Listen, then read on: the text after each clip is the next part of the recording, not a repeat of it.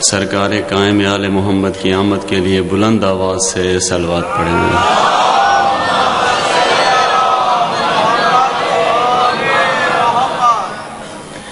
ماشاء اللہ ولا حول ولا قوة الا باللہ العلی العظیم۔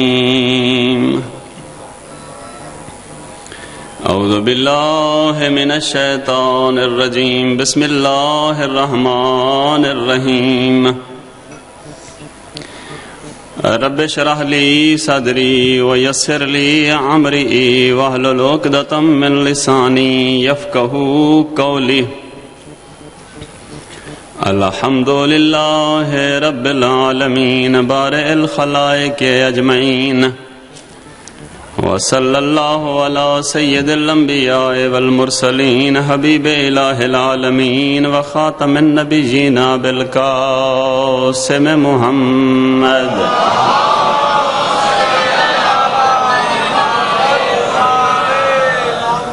وعلی اہل بیتہ الاطیبین الانجبین الہداۃ المہدیین، سیما الامام المبین والکہف الحسین وغیاث المستر المستقین وخاتم الائمۃ المعصومین صاحب الصولۃ الحیدریہ والہیبۃ العسکریہ والغیبۃ الالہیہ، سیدنا و امامنا و ہادینا بالحق القائم المنتظر المہدی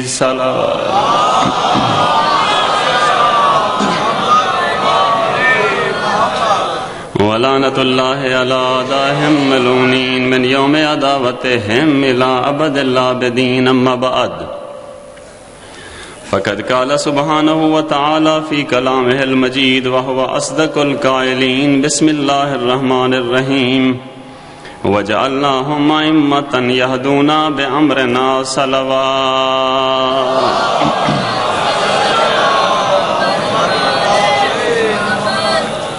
میرے محترم دوستو، بھائی بزرگو، دعا ہے کہ اللہ تبارک و تعالی آپ کی اس عبادت کو اپنی بارگاہ میں قبول فرمائے اور پوری دنیا میں اللہ تبارک و تعالی عزاداران مظلوم کربلا کی حفاظت فرمائے۔ میرے دوستو، جو آیہ کریمہ میں نے سرنامہ کلام قرار دی ہے، اس میں اللہ تبارک و تعالی انسانوں سے مخاطب ہو کے فرما رہا ہے، میں نے کچھ ہستیوں کو امام بنایا ہے جو میرے امر کی طرف ہدایت کرتے ہیں۔ اللہ تبارک و تعالی نے قرآن مجید کے اندر ایک شجرہ طیبہ کا ذکر کیا ہے، ایک پاک درخت کا ذکر کیا ہے۔ پاک پیغمبر نے اس پاک درخت کی تفصیل بیان کی ہے۔ اللہ کے نبی فرماتے ہیں، ان اللہ تعالی خلق الانبیاء من اشجار شتیٰ، اللہ تبارک و تعالی نے انبیاء کو مختلف شجروں سے پیدا کیا۔ وَخَلَقَ أَنَا وَعَلِيًّا مِنْ شَجَرَةٍ وَاحِدَةٍ، علی اور مجھے ایک شجرے سے پیدا کیا۔ فَأَنَا أَصْلُهَا، میں اس کا تنہ ہوں۔ وَعَلِيٌّ فَرْعُهَا، علی اس کی شاخیں ہیں۔ وَفَاطِمَةُ لِقَاؤُهَا، فاطمہ اس کی بنیاد ہے۔ وَالْحَسَنُ وَالْحُسَيْنُ ثِمَارُهَا، حسن و حسین اس کا پھل ہیں۔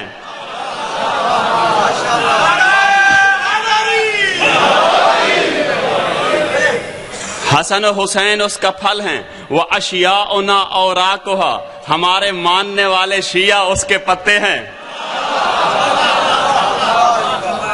ہمارے ماننے والے شیعہ اس کے پتے ہیں۔ فمن تعلق بغصن من اغصانها فنجا، جس نے اس درخت کی ایک ٹہنی کو پکڑ لیا وہ نجات پا گیا۔ ومن زاغ عنها فہوى، جس نے اس درخت سے دوری اختیار کی وہ تباہ ہو گیا۔ پھر اللہ کا نبی فرماتے ہیں، وَلَوْ أَنَّ عَبْدًا عَبَدَ اللَّهَ بَيْنَ الصَّفَاءِ وَالْمَرْوَةِ، اگر کوئی بندہ اللہ کی عبادت کرے صفا و مروہ کے درمیان الف آمن 1000 سال ثم الف آمن پھر 1000 سال ثم الف آمن پھر 1000 سال حتی یسیر کشن البالی یہاں تک کہ خشک لکڑی کی مانند بن جائے ولم یدرک محبتنا اگر اس کے دل میں اہل بیت کی محبت نہیں ہوگی کبہ علی منخرہ النار اللہ اسے منہ کے بل جہنم گرا دے گا۔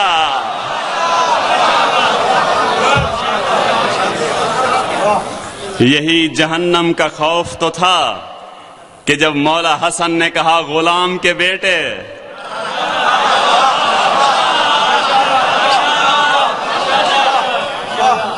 لڑکے نے آ کے گھر شکایت کی بابا حسن مجھے غلام کا بیٹا کہتے ہیں۔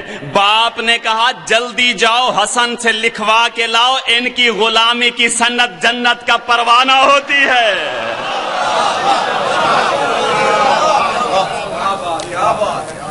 اللہ کے نبی فرماتے ہیں اے علی تو اس سے محبت نہیں کرے گا مگر وہ جو مومن ہے اور تجھ سے بغض نہیں رکھے گا مگر وہ جو منافق ہے۔ پیغمبر کے دور میں صحابہ کرام نے یہ روٹین بنا لی تھی یہ جاننے کے لیے کہ یہ بندہ مومن ہے یا منافق علی کا ذکر چھیڑ دیتے تھے،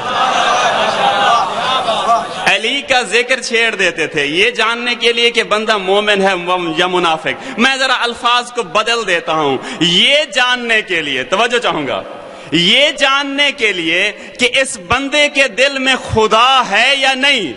خدا کا ذکر نہیں کرتے تھے، علی کا ذکر کرتے تھے۔ پتہ چل جاتا تھا کہ اس کے دل میں رحمان ہے یا شیطان ہے۔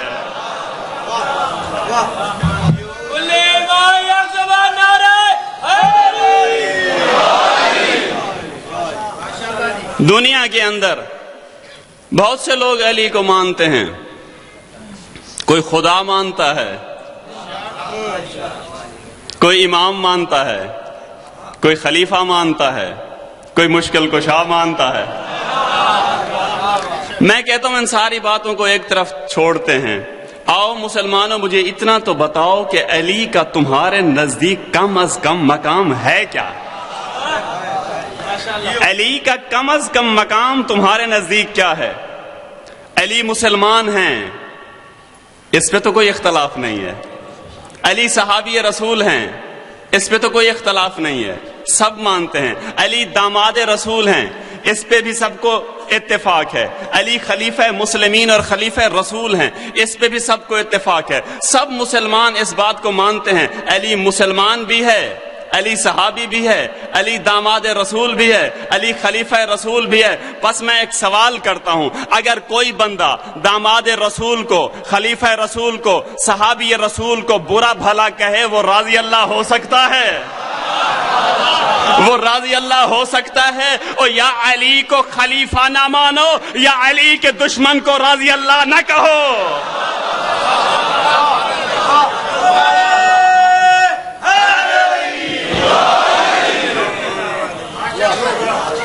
ہر انسان کا اپنا اپنا ایک کردار ہوتا ہے۔ کردار کیسے بنتا ہے؟ ہر انسان کے کردار کے پیچھے کچھ اصول ہوتے ہیں۔ اصول کیسے بنتے ہیں؟ تمام اصولوں کے پیچھے نظریات ہوتے ہیں۔ نظریات کیسے بنتے ہیں؟ تمام نظریات کے پیچھے افکار ہوتے ہیں۔ ہر انسان کا ایک کردار ہوتا ہے، کردار اصولوں سے بنتے ہیں، اصول نظریات سے بنتے ہیں، نظریات افکار سے بنتے ہیں۔ اور معمولاً دنیا میں ایسا ہوتا ہے کہ جو افکار ہیں وہ حالات کے تابع ہوتے ہیں۔ جب حالات بدلتے ہیں فکر بدل جاتی ہے، نظریہ بدل جاتا ہے، اصول بدل جاتے ہیں، کردار بدل جاتا ہے۔ آپ اس کا تجربہ الیکشن کے اندر کر لیجئے گا۔ ابھی ممبر بنا نہیں ہے، اصول اور ہے، فکر اور ہے، نظریہ اور ہے، کردار اور ہے۔ جب ممبر بن جائے گا تو اس وقت کیا ہوگا؟ اصول بدل جائے گا، فکر بدل جائے گی، کردار بدل جائے گا۔ لیکن تاریخ انسانیت کے اندر کچھ ہستیاں ایسی ہیں جن کے حالات بدلتے ہیں لیکن نہ فکر بدلتی ہے، نہ نظریہ بدلتا ہے، نہ اصول بدلتے ہیں، نہ کردار بدلتے ہیں۔ علی مزدوری کرتا ہے تو بھی وہی فکر ہے، تخت شاہی پہ بیٹھے تو بھی وہی فکر ہے۔ سلیمان مدائن کا گورنر بنے تو بھی وہی فکر ہے، روٹی گھر میں نہ پکے تو بھی وہی فکر ہے۔ ابوذر کو مدینہ میں رہنے دیں تو بھی وہی فکر ہے، ابوذر کو ملک بدر کر دیں تو بھی وہی فکر ہے۔ تاریخ اسلام میں دو طبقے گزرے ہیں، ایک سرمایہ دار طبقہ ہے، دوسرا غریب طبقہ ہے۔ ایک طبقہ ایسا ہے جنہوں نے اسلام سے مال بنایا ہے، دوسرا طبقہ وہ ہے جنہوں نے اسلام پہ مال خرچ کیا ہے، جن میں سلیمان ہے، ابوذر ہے، مقداد ہے، عمار ہے، صہیب رومی ہے، بلال ہے۔ اور یہ سرمایہ دار طبقہ اور غریب طبقہ کی سوچ اور فکر میں بڑا بنیادی فرق ہوتا ہے۔ سرمایہ دار طبقہ جو ہوتا ہے، جب بھی الیکشن ہوتے ہیں تو سرمایہ دار طبقہ اقتدار میں آ جاتا ہے، غریب طبقہ اقتدار سے محروم ہو جاتا ہے، اور دونوں کی سوچ اور فکر میں بھی فرق ہوتا ہے۔ سرمایہ دار طبقے کے نزدیک اقتدار اہم ہوتا ہے، غریب طبقے کے نزدیک دینی اقدار اہم ہوتی ہے۔ توجہ چاہوں گا، سرمایہ دار طبقہ کے نزدیک اقتدار اہم ہوتا ہے، وہ اقتدار کے اوپر دینی اقدار کو قربان کر دیتا ہے۔ غریب طبقہ کے نزدیک دینی اقدار اہم ہوتی ہیں، وہ دینی اقدار کے لیے اقتدار کو قربان کر دیتا ہے۔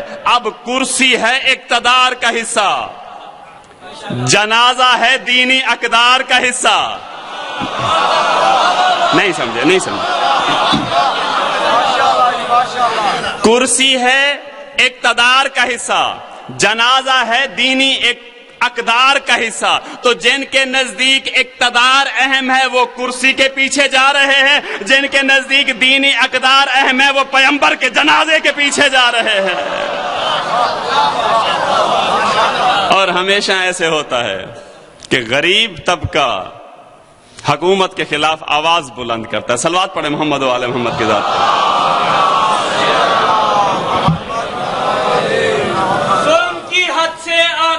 گناہگار ہو تم، کربلا میں بھی تمہیں نے تو ستم ڈھائے تھے۔ ظلم کی حد سے آگے کے گناہگار ہو تم، کربلا میں بھی تمہیں نے تو ستم ڈھائے تھے۔ تم جنازوں کی فضیلت بھلا کیا سمجھو، تم محمد کے جنازے پہ نہیں آئے تھے۔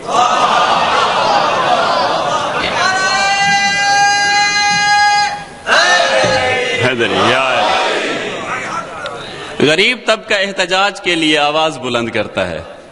ابوذر، جناب ابوذر کی یہ روٹین تھی، جب صبح کی نماز سے فارغ ہوتے تھے تو عصا اٹھاتے تھے، مدینہ کے سرمایہ داروں کے گھروں کے دروازوں کے اوپر عصا مار مار کے قرآن کی تلاوت کرتے تھے، آیت پڑھتے تھے، والذین یکنزون الذہب والفضہ ولا ينفقونها فی سبیل اللہ فبشرہم بعذاب علیم۔ اے وہ لوگوں جنہوں نے سرمایہ جمع کیا ہوا ہے، جنہوں نے سونے اور چاندی جمع کیے ہوئے ہیں، خدا سے ڈرو اور اللہ کے عذاب کی تمہیں بشارت دیتا ہوں۔ یہ ہر روز کی ابوذر کی روٹین ہے۔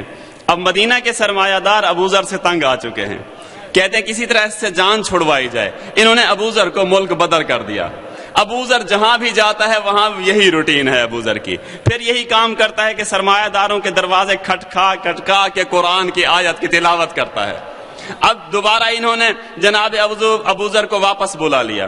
انہوں نے کہا کہ کیسے ہو کہ یہ ابوذر کی زبان بند ہو؟ انہوں نے کہا ابوذر کا وظیفہ بند کر دو، اس کی زبان بند ہو جائے گی۔ ابوذر کا وظیفہ بند ہو گیا، ابوذر کی زبان بند نہیں ہوئی۔ انہوں نے کہا کہ ابوذر سے مراد چھین لو، ابوذر کی زبان بند ہو جائے گی۔ انہوں نے ابوذر سے مراد چھین لی، ابوذر کی زبان بند نہیں ہوئی۔ ابوذر کہتا ہے تم ملک بدر کر دو، مراد چھین لو، وظیفے چھین لو، ابوذر حق کہنے سے باز نہیں آئے گا۔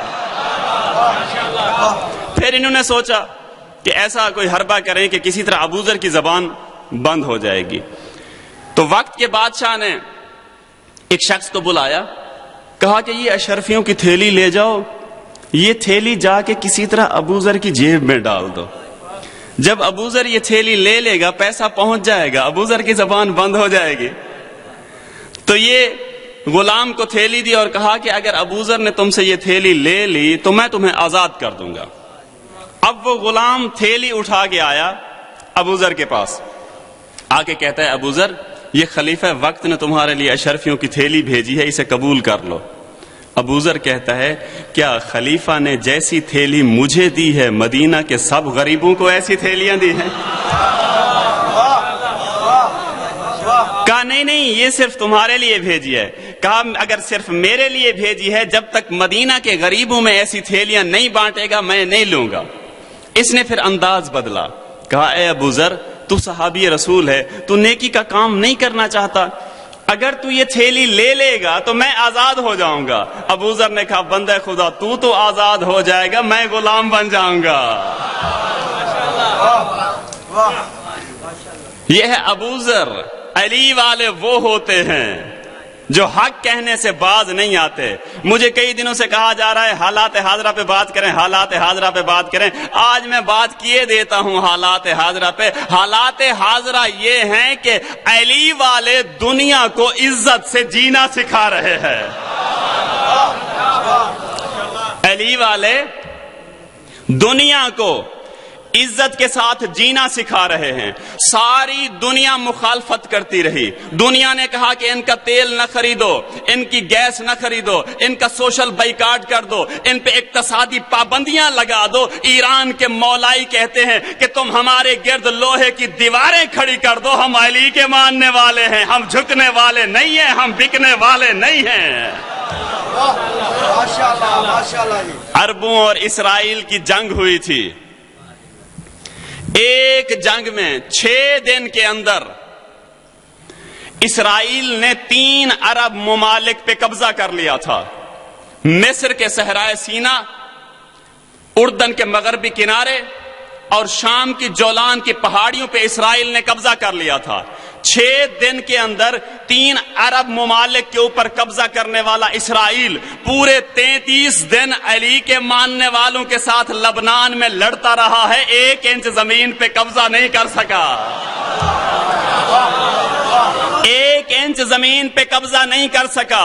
اور وہ حزب اللہ کا سربراہ سید حسن نصر اللہ، وہ فرزند علی و بطول، جنگ کے دوران طیاروں کی گھن گھرج میں، گولیوں کی بوچھاڑ میں، بیروت کی سڑکوں پہ نکل کے پریس کانفرنسیں کر کر کے دنیا کو یہ پیغام دے رہا تھا اور پہاڑوں میں چھپ جانے والے اور ہوتے ہیں، میدان میں ڈٹ جانے والے اور ہوتے ہیں. لبیک یا حسین، لبیک یا حسین، لبیک یا حسین، لبیک یا حسین، لبیک یا حسین.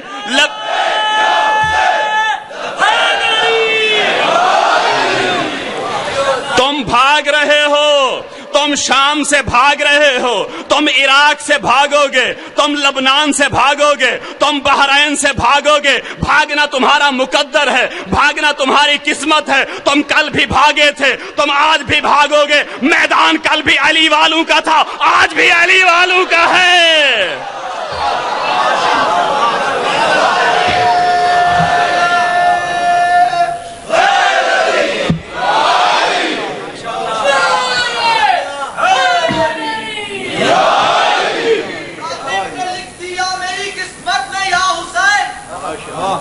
کاتب نے لکھ دیا میری قسمت میں یا حسین، اور کہتا رہوں گا جوش مودت میں یا حسین. دنیا تو مشکلات میں کہتی ہے یا علی، اسلام نے پکارا تھا مصیبت میں یا حسین.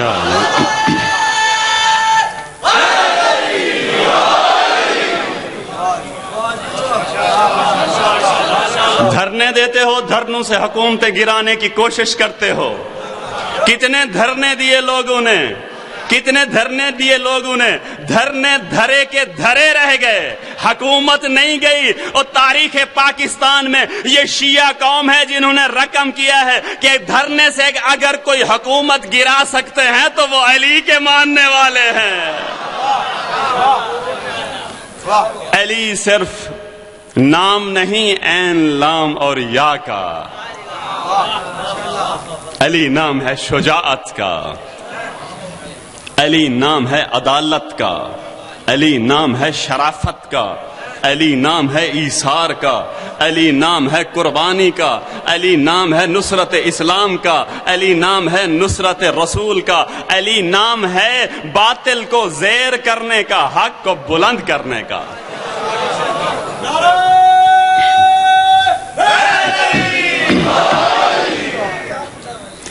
علی کو چھوڑنے سے تم نے علی کو نہیں چھوڑا، فضیلتوں کو چھوڑا ہے۔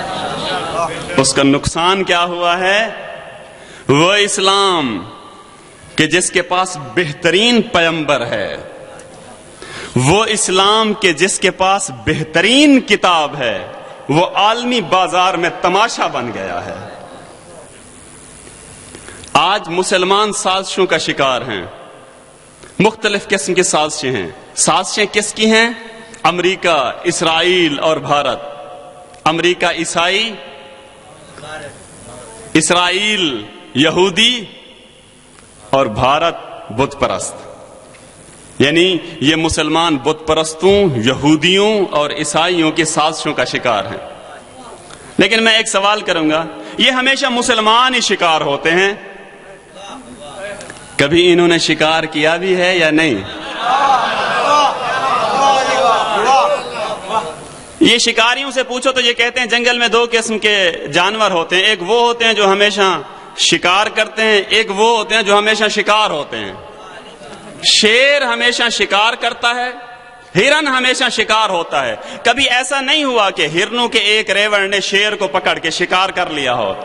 یہ مسلمان وہ ہیں جو ہمیشہ شکار ہوتے ہیں، اور امریکہ اور یورپین ممالک وہ ہیں جو ہمیشہ شکار کرتے ہیں۔ یہ مسلمان شکار کیوں ہوتے ہیں؟ وجہ یہ ہے کہ انہوں نے شیر خدا کو چھوڑ دیا ہے۔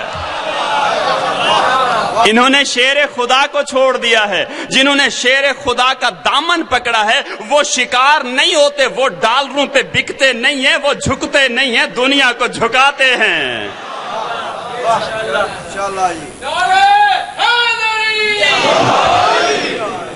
آج دنیا کے اندر ازل سے تاریخ اسلام کا اگر مطالعہ کریں، ابتدا سے ہی اسلام کے تین دشمن ہیں: مکہ کے بت پرست، نجران کے عیسائی، خیبر کے یہودی۔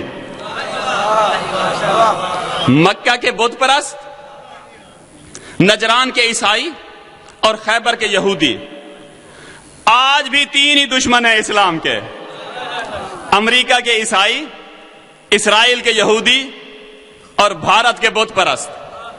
اس وقت کے تینوں کو علی نے شکست دی تھی۔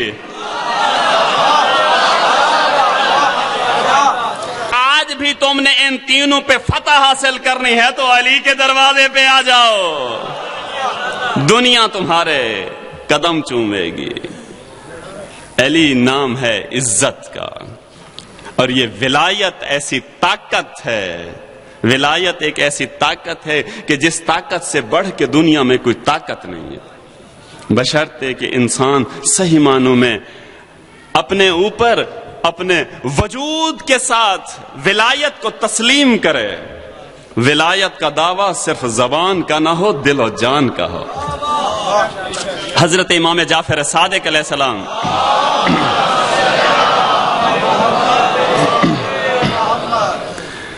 ایک دن بیٹھے تھے، خراسان سے ایک شخص آ جاتا ہے جس کا نام تاریخ نے سہیل خراسانی لکھا ہے۔ آ کے کہتا ہے، یا ابن رسول اللہ، یہ بنو عباس کی حکومت ظالم حکومت ہے، آپ ان کے خلاف قیام کریں، اٹھیں۔ مولا نے فرمایا، ہمارے پاس انصار کی کمی ہے۔ اس نے کہا، یا ابن رسول اللہ، اتنے لوگ آپ کے ماننے والے ہیں، آپ جب علم بلند کریں گے سارے آپ کا ساتھ دیں گے۔ مولا نے فرمایا، تمہارے خیال میں کتنے لوگ ہمارا ساتھ دیں گے؟ یہ کہتا ہے، یا ابن رسول اللہ، تقریباً آدھے مسلمان سے زیادہ تو آپ کا ساتھ دیں گے۔ مولا فرماتے ہیں، یہ جو تو کہہ رہا ہے کہ آدھے سے زیادہ مسلمان میرا ساتھ دیں گے، ان میں سے ایک تو بھی تو ہے؟ کہتا ہے، ہاں یا ابن رسول اللہ، میں بھی ہوں۔ مولا فرماتے ہیں کہ یہ جو تنور جل رہا ہے، جا کے اس میں بیٹھ جاؤ۔ یہ جو تنور جل رہا ہے جا کے اس میں بیٹھ جاؤ. ہاتھ جوڑ کے کہتے ہیں مولا آزمائش سے معاف رکھیں, خراسان کا سفر کر کے آیا ہوں, میرے بچے میرا انتظار کر رہے ہوں گے. مولا فرماتے ہیں ٹھیک ہے بیٹھ جاؤ. یہ بیٹھ جاتا ہے. اسی دوران وہ آ جاتا ہے جس کا ولایت کا دعویٰ زبان کا نہیں ہوتا, دل و جان کا ہوتا ہے, جس کا نام تاریخ نے ہارون مکی لکھا ہے. یہ آتا ہے, مولا کا سلام کرتا ہے, مولا سلام کا جواب دیتے ہیں. مولا فرماتے ہیں ہارون مکی یہاں نہ بیٹھو, یہ جو تنور جل رہا ہے وہاں جا کے بیٹھو. یہ نہیں کہتا یا ابن رسول اللہ تھوڑا سانس لینے دو, جا کے تنور کا ڈھکن اٹھا کے اندر بیٹھ جاتا ہے, ڈھکن کو بھی بند کر دیتا ہے. اب مولا اس کے ساتھ محو گفتگو ہو جاتے ہیں. وہ سہیل خراسانی دل میں سوچ رہا ہے کہ یہ جو تنور میں بیٹھا ہے یہ تو جل چکا ہوگا. جب امام جعفر صادق نے اس کے دل میں گزرنے والے خیالات کا مطالعہ کیا, مولا نے فرمایا آؤ اسے دیکھیں جسے تنور میں بٹھایا ہے. مولا اس کا ہاتھ پکڑ کے تنور کے دہانے پہ آئے, ڈھکن ہٹایا تو ہارون مکی اللہ کی تسبیح و تقدیس میں مشغول تھا.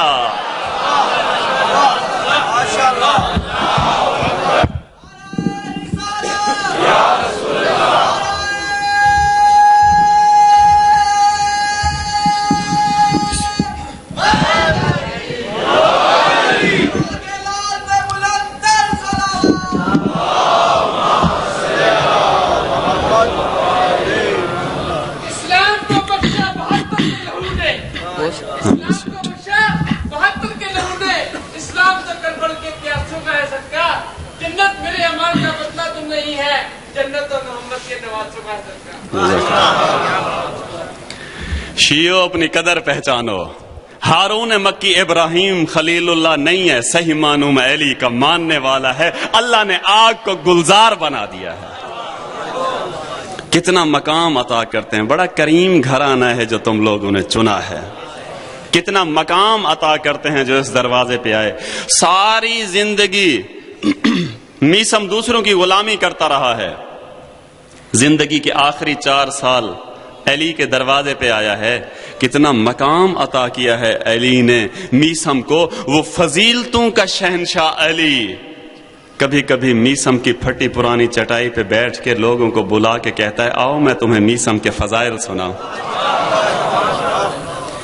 اور میسم سر امام حسین نے آخری نماز پڑھی ہے.